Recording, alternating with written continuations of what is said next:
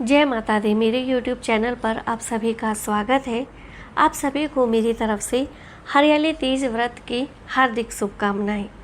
सावन मास के शुक्ल पक्ष में पड़ने वाली तीज हरियाली तीज और श्रावणी तीज के नाम से जानी जाती है। इसके पीछे एक पौराणिक कथा है कि किस प्रकार माँ पार्वती ने भगवान शिव को कठोर तप और व्रत करके पति रूप में पाया। भगवान शिव प्रसन्न होकर उन्हें वरदान दिया कि वे उन्हें पति रूप में प्राप्त होंगे। आइए जानते हैं इसके पीछे की पौराणिक कथा। यह कथा हरियाली तीज और हरतालिका तीज के व्रत में सुनी जाती है, सो ध्यान से सुनो। देवी पार्वती ने अपने पूर्व जन्म में दक्ष प्रजापति की पुत्री सती के रूप में जन्म लिया।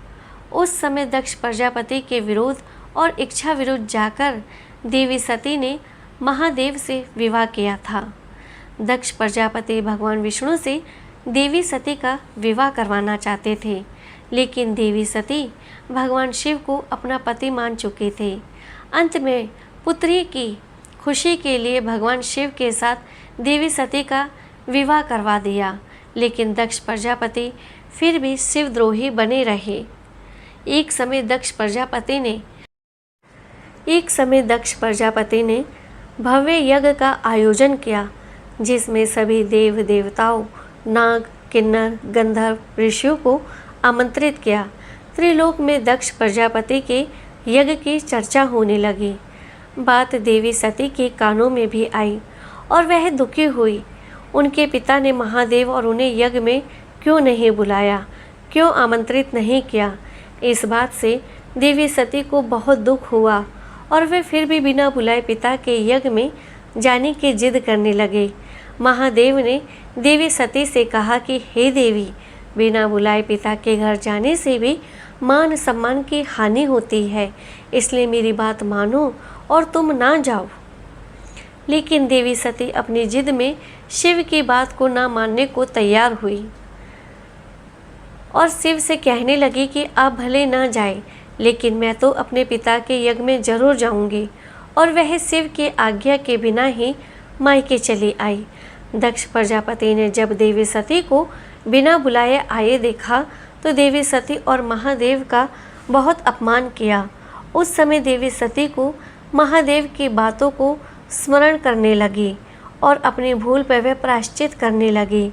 सती ने कहा कि महादेव की मना करने पर भी मैं यहाँ आई और मेरे कारण मेरे पति का इतना अपमान हुआ है, अतः अब मैं किस मुंह को लेकर शिव के समक्ष जाऊंगी।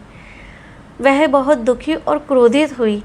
सती उसी समय पिता के यज्ञ कुंड में शिव का ध्यान करते हुए उस अग्नि कुंड में कूद गई और भस्म हो गई। देवी सती के अग्नि कुंड में देह त्याग की सूचना मिलते ही भगवान शिव अत्यंत क्रोधित होकर वीरभद्र को प्रकट किया, जिसने दक्ष प्रजापति के यज्ञ को नष्ट कर दिया। इसके बाद शिवजी घोर साधना में लीन हो गए। इधर देवी सती को भगवान शिव की आज्ञा का उल्लंघन करने का दंड भी मिला और उनके कई जन्म हुए। इस तरह देवी सती के 108 जन्म हुए। 108वें जन्म में देवी सती का हिमालय के पुत्री रूप में पार्वती रूप में जन्म हुआ। इस जन्म में देवी पार्वती ने भगवान शिव को पति रूप में पाने के लिए सावन में रेत का एक पार्थिव शिवलिंग का निर्माण करके भक्ति भाव से भगवान शिव की पूजन किया और तपस्या में लीन हो गई। देवी पार्वती की तपस्या से अंत में भगवान शिव प्रसन्न हुए। प्रसन्न होकर हरियाली तीज पर भगवान शिव प्रकट हुए और देवी पार्वती को वरदान दिया कि तुम मेरे अर्धांगिनी बनोगी। इस तरह देवी हरियाली तीज के दिन पार्वती भगवान शिव से मनो अनुकूल वर प्राप्ति का वरदान मिला। इसके बाद भगवान शिव ने देवी पार्वती के आग्रह पर कहा कि जो भी कुंवारी कन्या हरियाली तीज का यह व्रत करके भगवान शिव और देवी पार्वती की पूजा करेगी, उसे कामना के अनुसार संयोगी पति की प्राप्ति होगी। और जो सुहागन महिला हरियाली तीज का यह व्रत करेगी, उसका वैवाहिक जीवन प्रेम और सुख से हरा भरा रहेगा। उसके घर में सुख शांति और सुख समृद्धि बनी रहेगी।